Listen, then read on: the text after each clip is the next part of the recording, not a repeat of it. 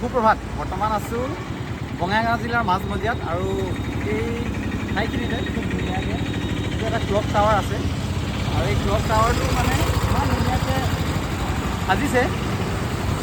এখন আহিছে, আপোনালোকে যদি ভালকৈ ক্লক টাৱাৰটো চায় দেখিছে মানে বিভিন্ন জাতি জনগোষ্ঠীৰ কৃষ্টি সংস্কৃতি খুব ধুনীয়াকৈ ইয়াতে মানে খোদিত কৰা হৈছে বুলি ক'ব লাগিব। ইয়াতে বিহুৰ পৰা আৰম্ভ কৰি মানে ইয়াৰ যিটো ফ'ক কালচাৰ, ফ'ক কালচাৰত ব্যৱহৃত বিভিন্ন বাদ্য খুব ধুনীয়াকৈ মানে গোটেই কৃষ্টি সংস্কৃতি দৈনন্দিন জীৱনশৈলী গোটেইখিনি আচলতে ইয়াতে খুব সুন্দৰকৈ অপূৰ্বভাৱে মানে খোদিত কৰা হৈছে। মই দেখুৱাই দিবলৈ চেষ্টা কৰিম।